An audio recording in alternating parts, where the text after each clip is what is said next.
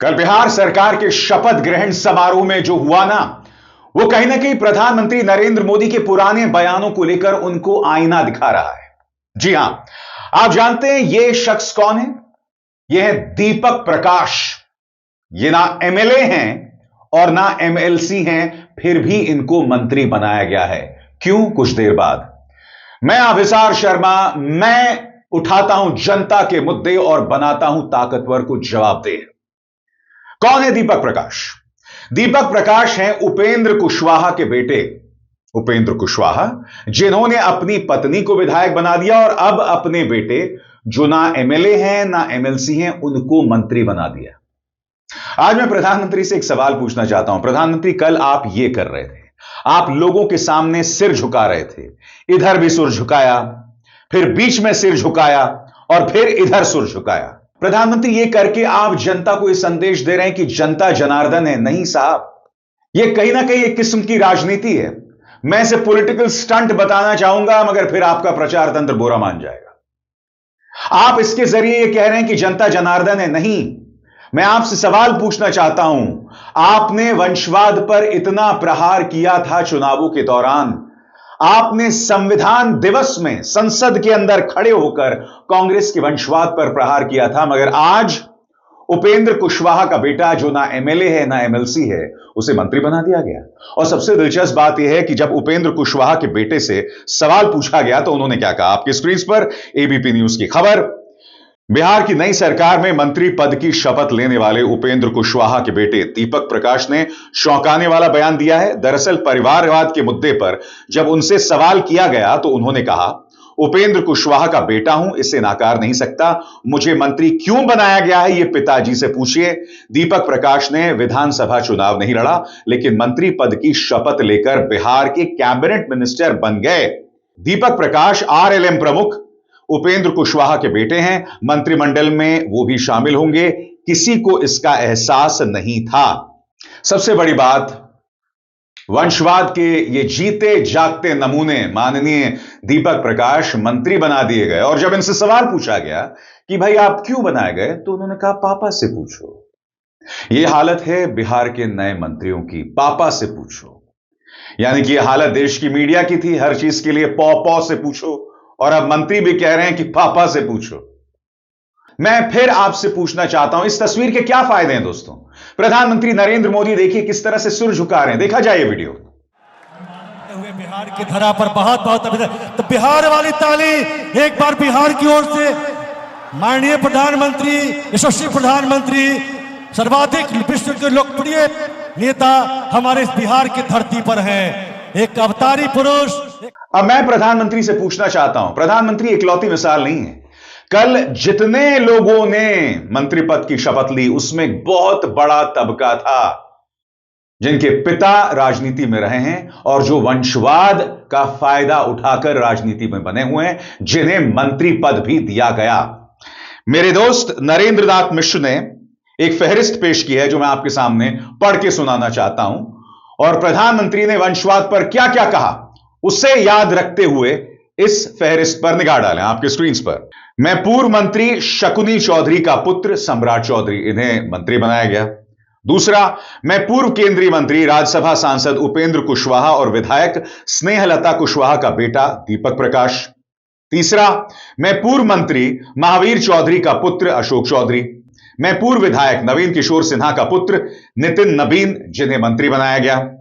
पांचवा, मैं पूर्व मंत्री जितन राम मांझी का पुत्र संतोष सुमन मांझी। मैं पूर्व केंद्रीय मंत्री कैप्टन जय नारायण निषाद की पुत्र वधू और पूर्व सांसद अजय निषाद की पत्नी रमा निषाद। मैं पूर्व मंत्री दिग्विजय सिंह और पूर्व सांसद पुतुल कुमारी की पुत्री श्रेयसी सिंह। मैं दल सिंह राय विधानसभा से पूर्व विधायक जगदीश प्रसाद चौधरी का पुत्र विजय चौधरी। ये सब ईश्वर की शपथ ले रहे थे, संविधान की शपथ ले रहे थे।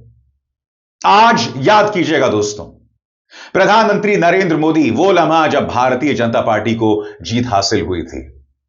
प्रधानमंत्री नरेंद्र मोदी आते हैं भाजपा के शानदार दफ्तर में, और याद कीजिएगा जीत के बाद इन्होंने क्या कहा था वंशवाद की राजनीति पर। आज के ये परिणाम उन विकास विरोधियों को भी बिहार का जवाब है, जो कहते थे और बेशर्मी से कहते थे कि बिहार को एक्सप्रेसवे और हाईवे नहीं चाहिए, जो कहते थे बिहार को इंडस्ट्री नहीं चाहिए, जो कहते थे कि बिहार में ट्रेन एयरपोर्ट की क्या जरूरत है, आज के ये परिणाम वंशवाद की राजनीति के खिलाफ विकासवाद की राजनीति को दिया जनादेश है। आज प्रधानमंत्री के पास कोई जवाब है? पूरी फहरिस्त जो मैंने आपके सामने पेश की, इसके बारे में प्रधानमंत्री आप क्या कहना चाहेंगे? सबसे बड़ी बात, प्रधानमंत्री ने संविधान दिवस पर संसद के अंदर खड़े होकर यह कहा था कि देश के संविधान को खतरा है वंशवाद की राजनीति। विडंबना यह है कि देश के संवैधानिक मूल्यों की अगर धज्जियां आजाद भारत के इतिहास में किसी पॉलिटिकल पार्टी ने सबसे ज्यादा उड़ाई हैं तो वो प्रधानमंत्री नरेंद्र मोदी के नेतृत्व वाली बीजेपी है। हर तरफ देखिए वही आलम दिखाई देता है।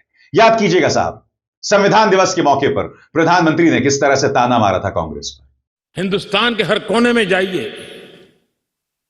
भारत एक ऐसे संकट की तरफ बढ़ रहा है जो संविधान को समर्पित लोगों के लिए चिंता का विषय है, लोकतंत्र के प्रति आस्था रखने वालों के लिए चिंता का विषय है, और वो है पारिवारिक पार्टियां।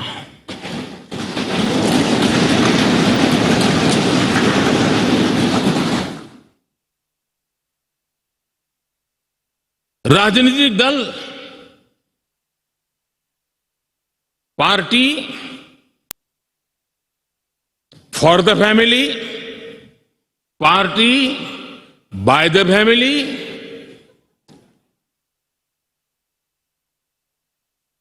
अब आगे कहने की जरूरत मुझे नहीं लगती है।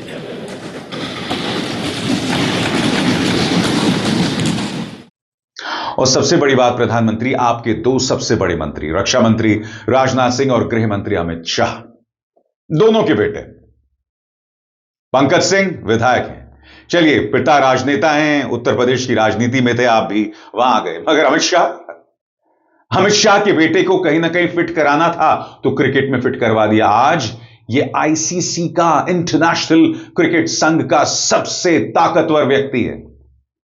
ऐसे में फिर आपसे पूछना चाहता हूं, क्या प्रधानमंत्री नरेंद्र मोदी के पास कोई नैतिक अधिकार रह जाता है वंशवाद की राजनीति की बात करने का?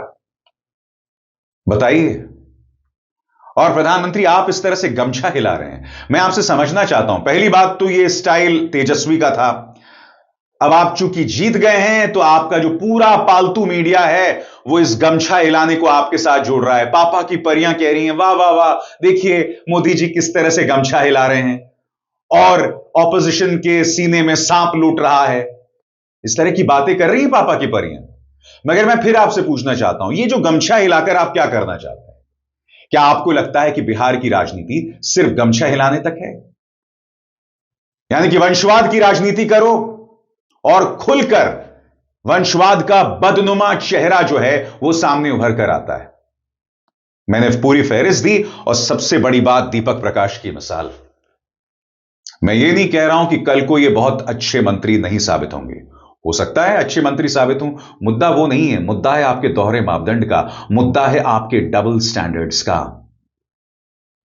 आपको अब कम से कम वंशवाद की राजनीति पर बोलना बंद करना चाहिए, क्योंकि आप लगातार खुद को एक्सपोज कर रहे हैं, and that mister prime minister is a fact. और आगे बढ़ने से पहले एक जरूरी संदेश, मेरे कार्यक्रमों के लिए आप नोटिफिकेशन का इंतजार मत कीजिए, मेरे चैनल में जाइए और खुद जाकर कार्यक्रम देखिए और रहिए अपडेटेड। और अगर मैं वंशवाद की राजनीति की बात कर रहा हूं ना दोस्तों, तो यह मत समझिए कि मैं भारतीय जनता पार्टी गठबंधन पर ही प्रहार कर रहा हूं, नहीं। मैं आपके सामने एक मिसाल देना चाहता हूं, और यह मिसाल अपने आप में प्रमाणित कर रहा है कि नीतीश कुमार इतने अरसे से राजनीति में है, मगर उनके बेटे हैं, उनके बेटे को भी मंत्री पद दिया जा सकता था, क्योंकि वो भी ना एमएलए हैं ना एमएलसी हैं। मैं आपको एक मार्मिक वीडियो दिखाना चाहता हूं, यहां देखिएगा, उनका बेटा उनके पांव पड़ रहा है। आपके सामने दोस्तों ये तस्वीर, शपथ ग्रहण समारोह के बाद बेटे निशांत से कुछ इस अंदाज में मिले सीएम नीतीश कुमार। नीतीश कुमार अपने बेटे से सार्वजनिक तौर पर सही तरीके से गले भी नहीं मिल रहे। बेटा उनसे गले लगना चाहता है। नीतीश कुमार चूंकि सार्वजनिक तौर पर खड़े हुए हैं तो शायद वो नहीं करना चाहते, वो उस मोहब्बत का इजहार नहीं करना चाहते। हालांकि मुझे लगता है कि सार्वजनिक तौर पर अगर आपका बेटा आपके पास है तो उसे गले लगाने में कोई दिक्कत नहीं है। मगर मैं इस तस्वीर की सराहना क्यों कर रहा हूं? नीतीश कुमार चाहते तो निशांत को भी मंत्री पद दे सकते थे, चुनाव लड़वा सकते थे और इस वक्त जो आंधी थी भाजपा गठबंधन की, एनडीए की, वो जीत भी जाते। मगर निशांत इस वक्त ना मंत्री हैं और विधायक तो बहुत दूर की बात है। निशांत कहीं ना कहीं एक आईना दिखा रहे हैं देश के प्रधानमंत्री नरेंद्र मोदी को। वो आईना दिखा रहे हैं लालू प्रसाद यादव, तेजस्वी यादव को। क्योंकि देखिए, लालू परिवार में तो और भी ज्यादा खतरनाक चीजें हो रही हैं ना। वहां पर तो परिवार बिखर रहा है। रोहिणी आचार्य का जो बयान आया जिसमें वो अप्रत्यक्ष तौर पर तेजस्वी पर प्रहार कर रही है, जिस पर तेजस्वी अब तक खामोश है, तेजस्वी ने अब तक कुछ नहीं कहा। मगर ये जो तस्वीर फिर मैं आपके सामने दिखा रहा हूं दोस्तों, जिस तरह से निशांत अपने पिता के पांव पड़ रहे हैं। निशांत चाहते तो राजनीति में होते, मुद्दा काबिलियत का नहीं है। हमने बहुत से नाकाबिल लोगों को देखा है, बेकार लोगों को देखा है, मगर राजनीति में आ जाते हैं, पिता का दामन थाम लेते हैं। पूरी फहरिस्त दिखाई है साहब मैंने आपको। सम्राट चौधरी डिप्टी चीफ मिनिस्टर हैं आपके, यह हत्या के आरोपी नहीं, गुनाहगार थे। इनकी डिग्री को लेकर लगातार सवालात हैं और ये सवाल लगातार चुनाव में उठते रहे, मगर हुआ क्या? उसका जवाब सम्राट चौधरी सलीके से नहीं दे पाए। आज डिप्टी चीफ मिनिस्टर हैं, क्योंकि जो जीता वही सिकंदर। आखिरकार जीत ही मायने रखती है, नैतिकता जाए भाड़ में। मैं फिर आपसे पूछना चाहता हूं, प्रधानमंत्री इस तरह से सिर झुकाने से कुछ नहीं होता है, सवालों का जवाब देने से होता है। आपके अपने बयानों को परखा जाएगा, जो आपने वंशवाद पर इससे पहले कहा था, और वो बयान कहीं ना कहीं आपको आईना दिखा रहे हैं माननीय प्रधानमंत्री जी। आरजेडी ने भी अपनी तरफ से कुछ प्रश्न खड़े किए हैं और ये तार्किक प्रश्न हैं जिनका जवाब अब तक नहीं दिया गया है। यहां पर वो चुनावी धांधली की बात कर रहे हैं। क्या कह रहा आरजेडी आपके स्क्रीन पर? जबरन बेईमानी से हराई गई सीटों के झकझोरने वाले आंकड़े। नबीनगर विधानसभा सीट 112 वोटों से आरजेडी हारी, 132 पोस्टल वोट रिजेक्ट हुए। अगियाओं विधानसभा 95 सीटों से सीपीआईएमएल हारी, 175 पोस्टल वोट रिजेक्ट हुए। संदेश विधानसभा 27 वोटों से आरजेडी हारी, 360 पोस्टल वोट रिजेक्ट हुए। अफसोस की बात है दोस्तों, इन सवालों के जवाब कभी नहीं दिए जाएंगे और इन सवालों को उठाने वालों के बारे में कहा जाएगा कि भाई ये तो चुनाव हार गए हैं तो इनका तो रोना जायज है। मगर मैं फिर कहना चाहता हूं, ये जो तस्वीर आपने दीपक प्रकाश की देखी, क्या ये जायज है? खासतौर से वो लोग जो वंशवाद की राजनीति करते हैं। मैंने कहा हमारे सामने मुख्यमंत्री नीतीश कुमार की मिसाल है। वो चाहते तो निशांत को भी मंत्री बना सकते थे, मगर ऐसा हुआ नहीं और मैं जानता हूं ऐसा होगा भी नहीं। निशांत राजनीति में होंगे, मगर कम से कम जब तक नीतीश कुमार राजनीति में सक्रिय हैं तब तक, जहां तक मैं जानता हूं, वो ना मंत्री पद लेने वाले हैं और ना विधायक बनने वाले हैं। और मुझे इस बात में थोड़ा सा भी शक नहीं है कि कहीं ना कहीं यह फैसला खुद नीतीश कुमार का है। मगर हां, भाजपा और वंशवाद, वो कह गए ना एक महान सज्जन, ये तो दोगलापन है। अभिसार शर्मा को दीजिए इजाजत। नमस्कार।